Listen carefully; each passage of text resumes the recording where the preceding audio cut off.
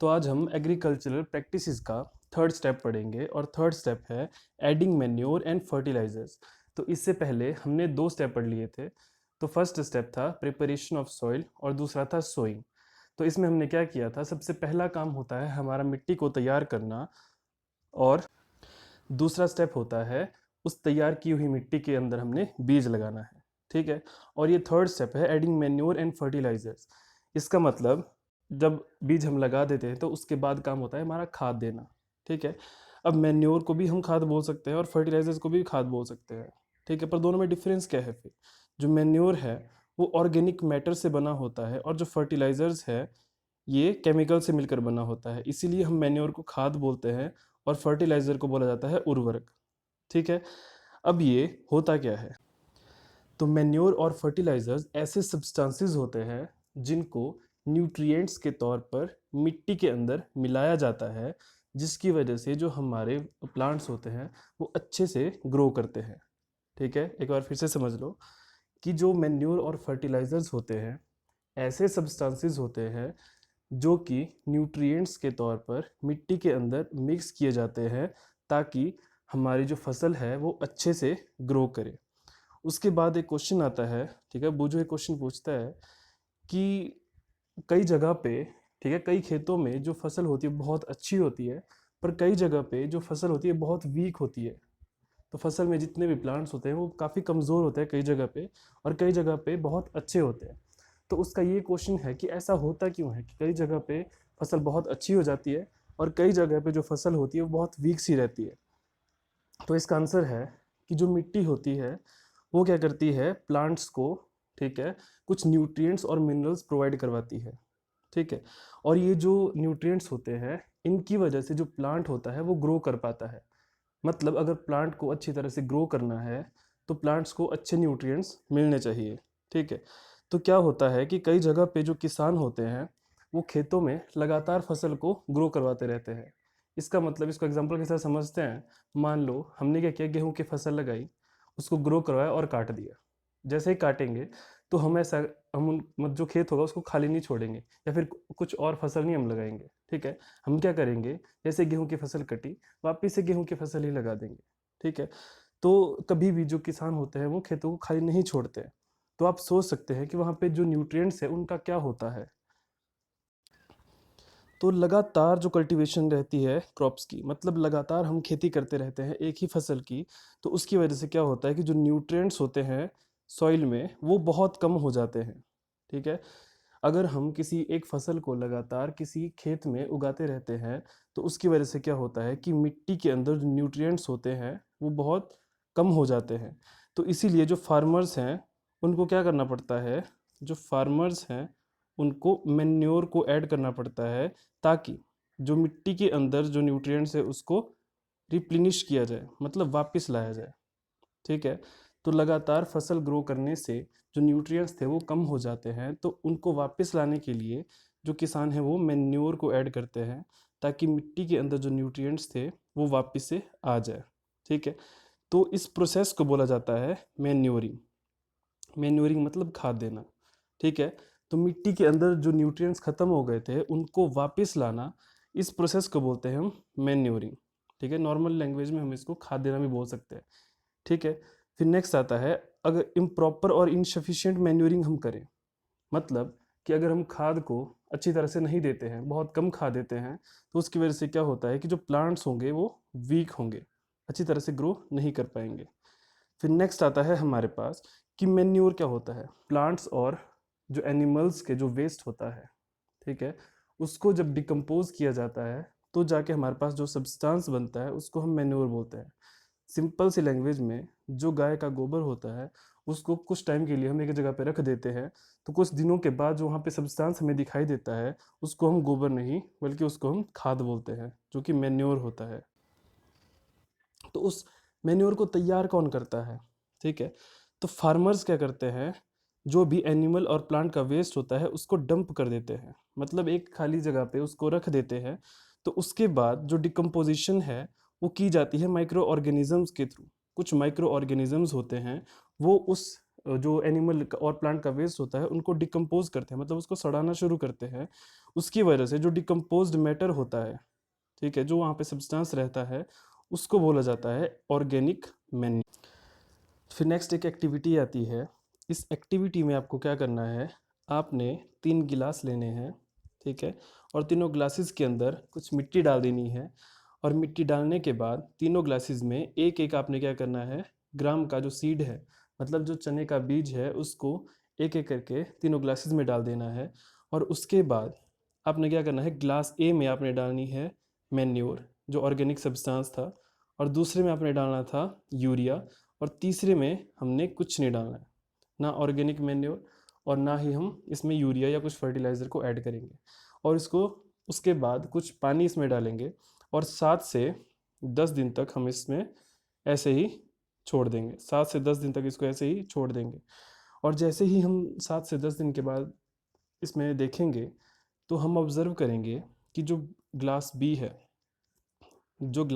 उसमें सबसे ज़्यादा प्लांट ने ग्रोथ की है, और ग्लास ए में फिर उससे कम, और ग्लास सी में सबसे कम ग्रोथ हुई है। ठीक है, तो ऐसा क्यों हुआ कि जो ग्लास बी है वो सबसे ज़्यादा उसमें प्लांट ने ग्रोथ की, और सी में सबसे कम जो ग्रोथ है वो प्लांट ने की। अब ऐसा इसीलिए हुआ था क्योंकि हमने ग्लास बी में यूरिया को डाला था, और जो यूरिया है एक फर्टिलाइज़र है। अब ये कुछ केमिकल से बना होता है जिसमें कोई एक न्यूट्रिएंट बहुत ज़्यादा अमाउंट में प्रेजेंट होता है। ठीक है, अब बात आती है कि how are they different from manure, कि जो फर्टिलाइजर्स होते हैं वो मैन्योर से डिफरेंट कैसे होते हैं। अब जो फर्टिलाइजर्स होते हैं जो केमिकल से बनते हैं उनको फैक्ट्रीज में तैयार किया जाता है। ठीक है, अब कुछ एग्जांपल्स हैं फर्टिलाइजर्स के, जैसे कि urea, ammonium sulphate, super phosphate, potash और एनपीके। एनपीके मतलब नाइट्रोजन, फॉस्फोरस एंड पोटाशियम। तो इसमें आपको एक यूरिया याद रखना है और एक एनपीके आपको याद रखना है। ठीक है, इससे आप क्या कर सकते हो कि फर्टिलाइजर्स के कम से कम 2 एग्जांपल्स आप याद रख सकते हो। फिर नेक्स्ट आता है, तो जो कुछ किसान होते हैं वो फर्टिलाइजर्स की मदद से अपनी जो क्रॉप्स होती हैं, अपनी जो फसलें होती हैं, उसकी उपज को बढ़ाते हैं। मतलब जो फर्टिलाइजर्स होते हैं वो मदद करते हैं किसानों की फसलों की ग्रोथ को बढ़ाने में, ताकि फसल अच्छी हो। ठीक है, बट इसके कुछ बहुत नुकसान भी हैं। अब बात आती है कि फर्टिलाइजर्स के क्या डिसएडवांटेजेस हैं। अगर हम उसको एक्सेसिव यूज़ करें, मतलब बहुत ज़्यादा फर्टिलाइजर्स को अगर हम यूज़ करते हैं, तो ये सॉइल को कम फर्टाइल बनाता है। तो क्या करता है, सॉइल को कम फर्टाइल बनाता है। अब फर्टिलिटी क्या होती है, ये डेफिनेशन भी आपको पता होना चाहिए। फर्टिलिटी सॉइल की प्रॉपर्टी होती है जिसमें कि वो प्लांट्स को न्यूट्रिएंट्स प्रोवाइड करवाती है। ठीक है, तो उसको हम फर्टिलिटी बोलते हैं। अब जितना कोई मिट्टी है वो ज़्यादा न्यूट्रिएंट प्रोवाइड करवाती है, तो हम ऐसा बोल सकते हैं कि उस जो सॉइल है वो बहुत ज़्यादा फर्टाइल है। ठीक है, अगर कोई सॉइल किसी प्लांट को कम न्यूट्रिएंट प्रोवाइड करवाती है, तो हम ऐसा बोल सकते हैं कि जो सॉइल है वो लेस फर्टाइल है। ठीक है, जो फर्टिलाइजर्स होते हैं वो और भी करते हैं, जैसे कि वो वाटर को भी पल्यूट करते हैं। अब फर्टिलाइजर्स का यूज़ करके वाटर पल्यूट कैसे हो जाता है, अब इसको समझने के लिए एक एग्जांपल लेते हैं। मान लो यहाँ पे एक नदी बह रही है, ठीक है, और उसके साइड में ही एक खेत है। ठीक है, हमने यहाँ पे कुछ फसल को ग्रो किया है, और यहाँ पे हम मैं जो फर्टिलाइज़र है उसको ऐड कर रहे हैं। अब जब बारिश होती है, तो यहाँ से क्या होगा कि जो फर्टिलाइज़र होगा, अब फर्टिलाइज़र केमिकल से बनता है, तो कुछ जो केमिकल्स होंगे वो नदी में चले जाएंगे। ठीक है, और कुछ जो एक्वाटिक एनिमल्स होंगे वो उनको पिएंगे, हो सकता है उनकी डेथ भी हो जाए। ठीक है, तो इसी तरह से जो फर्टिलाइजर्स होते हैं वो वाटर को पल्यूट करते हैं।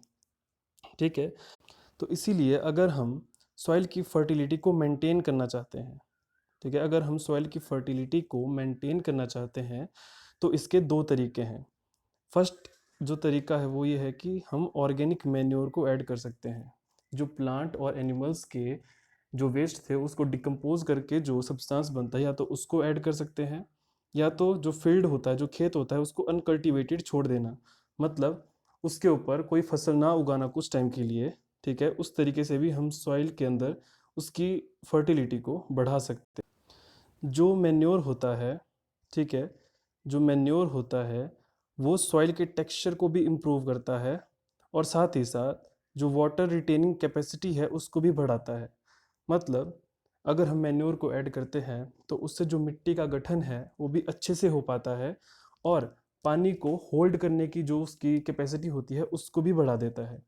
और साथ में ये क्या करता है, it replenishes the soil with nutrients, और जो न्यूट्रिएंट्स खत्म हो जाते हैं सॉइल के अंदर, ये जो ऑर्गेनिक मैन्योर है ये उसको भी रिप्लेनिश करता है, उसको भी वापस से भर देता है। फिर नेक्स्ट है कि दूसरा तरीका है जो मिट्टी के अंदर जो न्यूट्रिएंट्स हैं उनको रिप्लेनिश करने का, उसको वापस लेके आने का। तो जो तरीका है वो है क्रॉप रोटेशन, जो नॉर्मल हम यहाँ पे जो लोग हैं वो करते हैं। हम क्या करते हैं कि एक बार हम जैसे व्हीट की क्रॉप को ग्रो करवाते हैं, गेहूं की फसल को उगाते हैं, और दूसरी बार हम फिर से गेहूं की फसल को नहीं उगाते हैं। तो इसके अलावा हम या तो धान या तो जो मक्का होता है उसकी फसलों को उगाते हैं, तो उसे ही बोला जाता है क्रॉप रोटेशन। मतलब अल्टरनेटिवली हम क्या करेंगे कि जो क्रॉप होगा उनको ग्रो करवाएंगे। एक बार गेहूं की फसल उगाई तो दूसरी बार हम कोई और फसल उगाएंगे, ठीक है। तो इस तरह से क्रॉप रोटेशन की मदद से हम जो न्यूट्रिएंट्स जो होते हैं उनको वापस से भर सकते हैं मिट्टी के अंदर, ठीक है। अब क्या होता था कि जो कुछ किसान थे नॉर्दर्न इंडिया में, मतलब उत्तरी भारत में कुछ जो लोग थे, कुछ किसान थे, वो लेग्यूम्स प्लांट्स को ग्रो करवाते थे एक सीज़न में, और एक सीज़न में वो गेहूं की फसल को उगाते थे। मतलब उत्तरी भारत में लोग क्या करते थे, एक बार वो गेहूं की फसल को उगाएंगे, और दूसरा जब सीजन चलेगा तो उस टाइम वो लेग्यूम्स जो प्लांट्स हैं उनको ग्रो करवाते थे। लेग्यूम्स प्लांट होते हैं जो फलीदार प्लांट होते हैं, जैसे कि मटर होता है जिसमें फली लगी होती है, उसको लेग्यूम्स हम बोलते हैं। तो हमने पढ़ा है कि जो लेग्यूम्स प्लांट हैं, ठीक है, उनकी रूट्स में एक राइजोबियम बैक्टीरिया होता है। जो लेग्यूम्स प्लांट होते हैं उनकी रूट्स के अंदर एक राइजोबियम नाम का बैक्टीरिया होता है, जो कि एटमॉस्फेरिक नाइट्रोजन को फिक्स करता है सॉइल के अंदर, ठीक है। तो जो राइजोबियम बैक्टीरिया है जो कि फलीदार प्लांट्स में होता है, वो क्या करता है, एटमॉस्फेयर की जो नाइट्रोजन होती है उसको वापस से नाइट्रोजन न्यूट्रिएंट के तौर पे मिट्टी के अंदर मिक्स कर देता है, ठीक है। तो इस तरह से भी क्या हो सकता है कि जो सॉइल होता है उसकी जो फर्टिलिटी है वो इंक्रीज हो सकती है। अब नेक्स्ट आता है, बहुत इंपॉर्टेंट क्वेश्चन है, difference between fertilizers and manure. बहुत इंपॉर्टेंट क्वेश्चन है ये, फाइनल पेपर में 5 नंबर का पूछा जाता है, ठीक है। तो इसको ध्यान से समझना, ठीक है। अगर आप ध्यान से समझेंगे तो अभी आपको याद हो जाएगा। अब देखो जो फर्टिलाइजर्स होते हैं जो हमने पढ़ा है बस वही हमने डिफरेंस के तौर पे यहाँ पे लिखना है। तो फर्स्ट पॉइंट क्या है, fertilizer is a man made inorganic salt. मतलब यहाँ पे आप ऐसा भी लिख सकते हैं कि fertilizer is made from chemicals, ठीक है। बात एक ही है कि जो फर्टिलाइजर है उसको ह्यूमन बींग बनाते हैं, और इनऑर्गेनिक सॉल्ट है मतलब केमिकल से बना है। और मैन्योर क्या होता है, मैन्योर जो भी प्लांट और एनिमल्स का जो रेजिड्यू होता है, ठीक है, जो वेस्ट होता है, जब वो डिकम्पोज हो जाता है तो जो नेचुरल सब्सटेंस बनता है उसको हम मैन्योर बोलते हैं, ठीक है। फर्स्ट पॉइंट में ही आ जाएगा। अब सेकंड आता है कि जो फर्टिलाइज़र होता है उसको तैयार किया जाता है फैक्ट्रीज़ में, ठीक है। और जो मैन्योर होता है उसको हम फील्ड में तैयार करते हैं। अब जैसे कि मैन्योर क्या बताया था मैंने कि जैसे गोबर होता है उसको हम खेत के साइड में रख देते हैं, ठीक है। तो अपने आप जो क्या होता है ऑर्गेनिक तरीके से जो मैन्योर है वो तैयार हो जाती है, ठीक है। पर फर्टिलाइज़र के केस में हमें केमिकल की मदद से उसको फैक्ट्रीज़ में तैयार करना पड़ता है। फिर थर्ड आता है, fertilizer does not provide any humus to the soil. जो फर्टिलाइजर्स होते हैं वो सॉइल में ह्यूमस को ऐड बिल्कुल भी नहीं कर पाते हैं क्योंकि केमिकल से बने होते हैं। और मैंने ह्यूमस की डेफिनेशन को बहुत अच्छी तरीके से समझाया था कि ह्यूमस क्या होता है कि कुछ माइक्रो ऑर्गेनिजम्स होते हैं, जब वो मिट्टी के अंदर मर जाते हैं तो उनका जो डेड रिमेन्स होते हैं, ठीक है, वो वापस से डिकम्पोज हो जाते हैं मिट्टी के अंदर। तो उनके अंदर जितने भी न्यूट्रिएंट्स होते हैं वो वापस से सॉइल के अंदर मिल जाते हैं, तो उसी को हम ह्यूमस बोलते हैं, ठीक है। और जो मैन्योर है हमें पता है कि जो गोबर वाली खाद होती है उसमें बहुत से माइक्रो ऑर्गेनिज्म जैसे जैसे अर्थ वॉर्म्स होते हैं, ठीक है। तो जब वो डेड हो जाते हैं तब जाके वो सॉइल में क्या ऐड करते हैं, ह्यूमस को ऐड करते हैं। फिर नेक्स्ट आता है, fertilizers are very rich in plant nutrient like nitrogen phosphorus and potassium. अब देखो फर्टिलाइजर्स को हम केमिकल की मदद से बनाते हैं, तो हम अपने हिसाब से जिस न्यूट्रिएंट की कमी किसी मिट्टी में होगी तो उसकी मदद से हम क्या कर सकते हैं, उस पर्टिकुलर न्यूट्रिएंट के तौर पे एक फर्टिलाइज़र को तैयार कर सकते हैं, ठीक है, मान लो जैसे कि कोई मिट्टी है उसमें नाइट्रोजन की कमी है, तो हम क्या करेंगे, स्पेशली नाइट्रोजन को लेके एक फर्टिलाइज़र तैयार कर लेंगे। ठीक है, जिसकी वजह से क्या होगा कि उस मिट्टी के अंदर जो नाइट्रोजन की कमी थी वो पूरी हो जाएगी। ठीक है, पर मैन्योर में ऐसा नहीं होता है। जो ऑर्गेनिक सब्सटेंस होता है उसमें सभी जो न्यूट्रिएंट्स होते हैं वो बराबर अमाउंट में होते हैं। ऐसा नहीं कि उसमें नाइट्रोजन ज़्यादा होगा, बहुत ही ज़्यादा होगा और बाकी कम होंगे। ठीक है, तो इसीलिए जो मैन्योर होता है वो रिलेटिवली मतलब फर्टिलाइज़र से के कंपैरिजन में उसमें जो प्लांट न्यूट्रिएंट्स होते हैं वो कम होते हैं। ठीक है, तो ये जो मेन 4 डिफरेंसेस हैं ये आपको अच्छे से याद रखने हैं। इसको रट्टा मारने की ज़रूरत नहीं है, एक बार अच्छे से समझ लो तो आप इसको खुद लिख सकते हैं। फिर नेक्स्ट आता है एडवांटेजेस ऑफ मैन्योर, कि जो मैन्योर है उसके एडवांटेजेस क्या हैं, उसका फ़ायदा क्या होता है। ठीक है, अब देखो क्या होता है कि जो ऑर्गेनिक मैन्योर होता है उसको बहुत अच्छा माना जाता है एज़ कम्पेयर टू फर्टिलाइजर्स। मतलब हमेशा यही प्रेफर किया जाता है कि फर्टिलाइज़र की जगह पे आप खेतों में ऑर्गेनिक मैन्योर का यूज़ करें। ठीक है, अब ऐसा क्यों होता है, जैसा हमने ऊपर पढ़ा कि वाटर की होल्डिंग कैपेसिटी को बढ़ा देता है। मतलब जो सॉइल है वो पानी को ज़्यादा टाइम तक होल्ड कर पाती है अगर हम ऑर्गेनिक मैन्योर को ऐड करते हैं। और दूसरा है it makes the soil porous due to which exchange of gases become easy. अब जो ऑर्गेनिक मैन्योर है ये सॉइल को पोरस बनाता है। अब पोरस क्या होता है, पोरस का मतलब होता है बहुत स्मॉल होल्स होते हैं। ठीक है, ऐसा कोई भी सब्सटेंस जिसमें स्मॉल स्मॉल होल्स हैं तो उसको हम पोरस बोल सकते हैं। ठीक है, तो इस तरह से जो ऑर्गेनिक मैन्योर है वो हेल्प करता है। ठीक है, फिर नेक्स्ट आता है it increases the number of friendly microbes. अब क्या होता है कि जो ऑर्गेनिक मैन्योर होता है उसमें बहुत सारे जो माइक्रोब्स हैं मतलब माइक्रो ऑर्गेनिजम्स हैं, जैसे अर्थ फॉर्म और भी माइक्रो ऑर्गेनिजम्स, वो क्या करता है इसमें बहुत ज़्यादा अमाउंट में बढ़ जाते हैं जो कि फार्मर के लिए फ्रेंडली होते हैं। फिर नेक्स्ट आता है it improves the texture of the soil. तो मैन्योर क्या करता है साथ ही साथ में जो सॉइल का टेक्सचर है उसको भी अच्छा कर देता है, इम्प्रूव करता है, बढ़ाता है। अब टेक्सचर के क्या होता है, ये 7th क्लास में आपने पढ़ा होगा। टेक्सचर में हम बात करते हैं कि जो मिट्टी है वो किस टाइप की है, मतलब उसमें स्टोन्स ज़्यादा है, ठीक है, स्टोन्स बड़े हैं या कम है। ठीक है, तो वो टेक्सचर होता है।